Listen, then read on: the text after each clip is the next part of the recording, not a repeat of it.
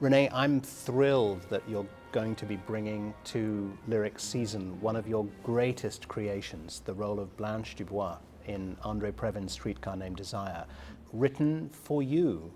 That must have been an extraordinary experience. Tell us a little bit about it. Well, this was some years ago, and I haven't had a chance to really sing it very often, so I'm thrilled as well, and I'm very excited that the Chicago audience can experience this piece because this is a great theater audience.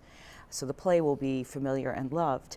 The role itself has taken on mythical proportions. There are so many myths surrounding Blanche Dubois. Who has lost their sanity, who's had nervous breakdowns while performing it, who's done it well, who hasn't, rivalries between stage and film. I was told when I first started learning this part, people said, don't watch the movie. Don't, because it just has that kind of, it captures the imagination of everyone who's come into contact with the piece. I mean, Tennessee Williams is our most operatic playwright. Yes. I mean, every one of his plays screams opera all over it. Yes. And André Previn, I think, has done an extraordinary thing with this piece, musically speaking. His both California and Viennese roots coincide, I think, to make a very interesting, both the expressive side of the music and also and he said to me in the beginning, he said, there's not going to be any jazz in this. And of course you hear blaring brass right in the downbeat of the overture that screams jazz band.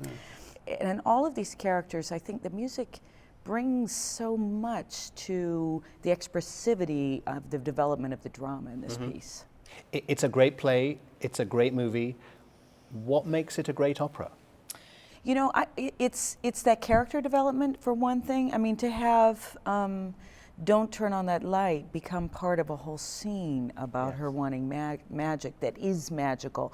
The duet at the end of Act 2, and first of all, that Tony Griffey is singing with me again because he premiered it with me. He's the perfect Mitch. Yes. That the tenderness that exists between them can be enhanced by music in a way that in the theater you get the underlying thing, but the music underscores it in a much fuller way. And Teddy Tahu Rhodes is singing the role of Stanley for the first time here at Lyric. Well, and I've never sung with Teddy. I've met him, and I know he is known in this repertoire. I haven't seen him do this piece, but I'm very excited to work with him on this because he's made it a signature role. Yes, and Susanna Phillips, another Rhine Opera Centre alumna. And a Southern Belle. And a Southern Belle returns to Lyric in the role of Stella. Hopefully she'll help me with my accent. It's your Southern Belle moment. Yes, exactly. No, she'll be a wonderfully sympathetic Stella. And Stella is, in contrast to Blanche, she has an earthiness and a desire to really please both her husband and her sister. She's really much stuck in the middle, and I think she'll be able to bring a huge amount of sympathy to that part. And the musical style is very melodic, isn't it? It's very accessible music. Oh, it's very accessible music.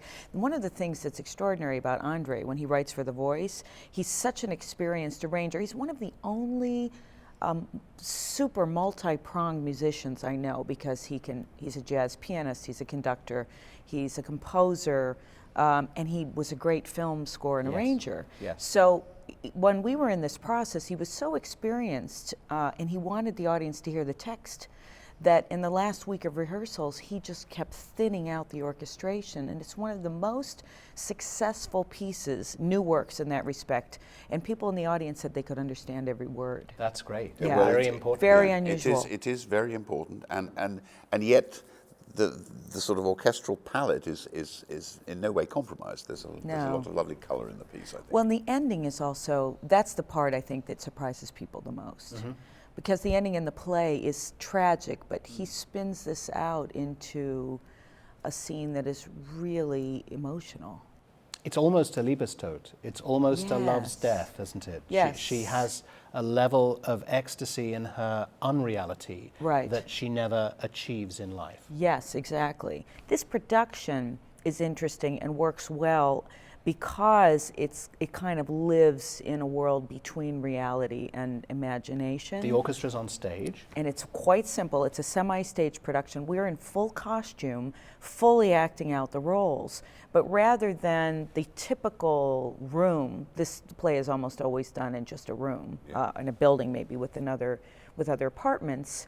Instead, there's a surreal group of men who move furniture around and also are somewhat involved. It's in the actual staging, and I think it makes it a little bit more interesting in a way. Mm-hmm. And the orchestra is a visual spectacle as well as an oral spectacle. Yes, exactly.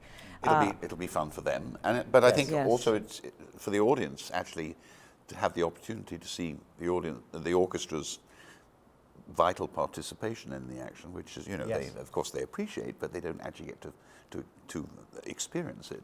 But for me, the most exciting prospect is to get you back to Lyric to sing one of your most famous, most distinguished roles. It's a tour de force role. So I'm a little concerned about stamina this time around, so we'll see. You'll have to kind of give me a lot of moral support. And don't worry. Yes.